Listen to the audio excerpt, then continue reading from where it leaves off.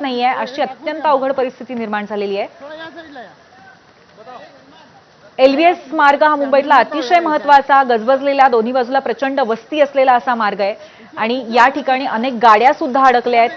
प्रचंड मोठ्या प्रमाणावरती वॉटर लॉगिंग झालेलं आहे।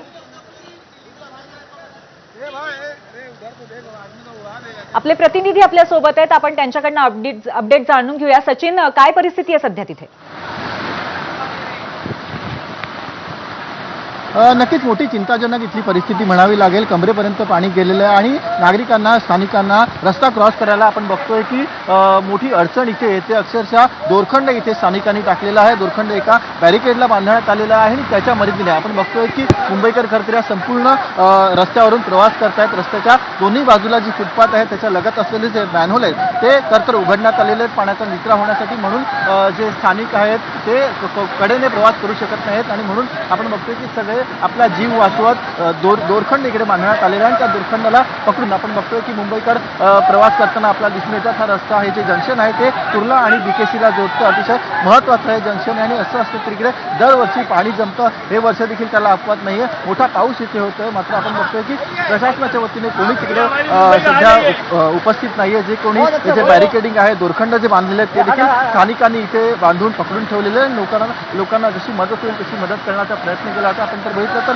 रस्त्याच्या अगदी मनोमत अनेक बेस्टच्या बसेस देखील बंद पडल्यात। एवढी पाण्याची इथे पातळी वर गेलेली आहे। आपण बघतो की पाऊस काही थांबायचं नाव घेत नाही। अनेक दुचाकी देखील इकडे बंद पडलेले आहेत आणि ते आपण बघतो की कशा प्रकारे मोठ्या अडचणीचा इकडे खरं तर मुंबईकरांना सामना करावा लागतो। एक लांब लचक एक दोरखंड इथे बांधण्यात आलेला आणि हा सिग्नल इथे जे पाणी जमलेले तिथून पार करायचं आपण बघतोय की स्थानिकांनी आता मुंबईकरांना ते मदत करतात आणि कोणी वाहून जाणार नाही याची देखील इथे काळजी घेतली जाते। सचिन, दृश्यांमध्ये असं मागे दिसतंय की काही वाहतूक सुद्धा खोळंबलेली वाटतेय। त्याचबरोबर सर्वसामान्य अर्थातच त्यांना किती म्हटलं की घराबाहेर पडू नका तरी बाहेर पडलेले जे लोक असतात ते अडकतात। मुंबईचं स्पिरिट या निमित्ताने दिसतंय खरं, पण त्याचबरोबर जी अवस्था आहे ती अत्यंत त्रासदायक आहे। लोक कशा पद्धतीने मार्ग काढणार आहेत, आपण स्थानिकांशी काही चर्चा करू शकतो का? नक्कीच परिस्थिती अतिशय बिकट है, पर आपल्यासोबत काही स्थानिक जे मदद करतायत। भाई कब से इधर पानी जमा है और आप किस तरह से उतर? दो दिन से जमा हुआ है पानी, 2 दिन से 2 दिन से पानी जमा हुआ है। 2 दिन से कुछ नहीं हो रहा है, खाली कोई नेता नहीं आ रहा, कुछ भी नहीं आ रहा। कोणी नेता इथे येत नाही याचा आपण बघतोय की लोकांना राग इथे येतो। आपण बघितलं तर अतिशय बिकट अशी परिस्थिती आहे। अनेक ज्या महिला आहेत इथून प्रवास करताना किंवा इथून मार्ग काढताना त्यांना देखील मोठ्या अडचणींचा आपल्याला बघतोय की सामना इथे करावा लागतोय। अक्षरशः जीव मुठीत धरून इथे स्थानिक इथून प्रवास करताना आपल्याला दिसून येतात। एक मोठा दोरखंड इथे घालण्यात आलेला आहे आणि त्याला पकडून मुंबईकर इथे प्रवास करतायत। आपण बघतो की वारा खूप आहे, पाऊस खूप आहे आणि त्याच्यातून मार्ग आपल्या घरी पोहोचायला किंवा कामावर पोहोचायला अतिशय अडचणी इथे मुंबईकरांना समोर जावं लागतं। एक रिक्षा चालक आहे, त्यांनी हा दोरखंड पकडलेला आहे। कोण आहात तुम्ही आणि कशा प्रकारे मदत करता? अरे याच्यामध्ये ते माणसं लोक आहेत त्या लोकांना लई परेशानी होतात, त्याच्यामध्ये आम्ही लोक इथे मदत करतोय।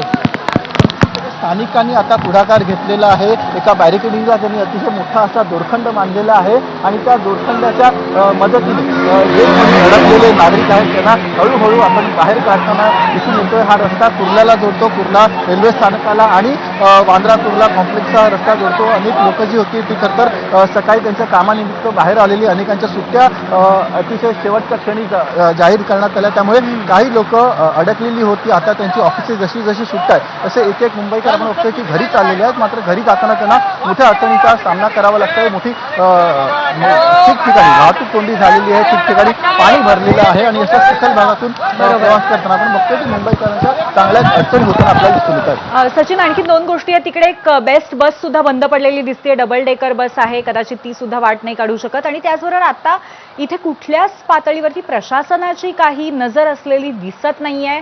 ताण नक्कीच आहे प्रशासनावरती, पण ना ट्रॅफिक पोलीस आहेत किंवा पोलिसांची पण मदत नाहीये। तर या संदर्भामध्ये आणखीन काय सांगता येईल किंवा आपण आपल्या चॅनलच्या माध्यमातून काय सांगू शकतो प्रशासनाला?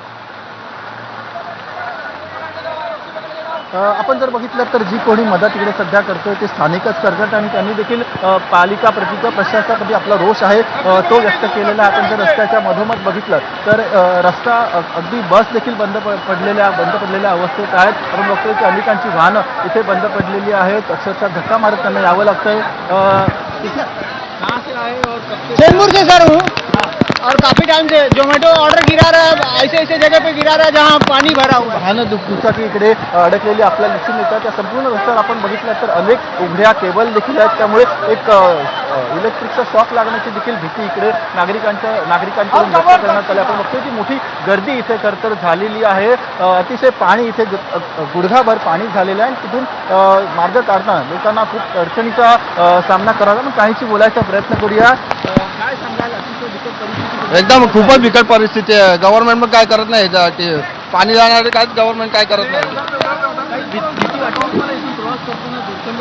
नक्कीच सचिन, एकंदरीतच मुंबईकर आज या पावसाला थकलेला आहे हे स्पष्ट दिसतंय आणि त्यामुळे मुंबईसाठी आजचा दिवस खूप गंभीर आहे, अत्यंत चिंतेचा आहे. काळजी घेणं गरजेचं आहे. धन्यवाद आपण दिलेल्या माहितीबद्दल. आपणही सेफ राहा.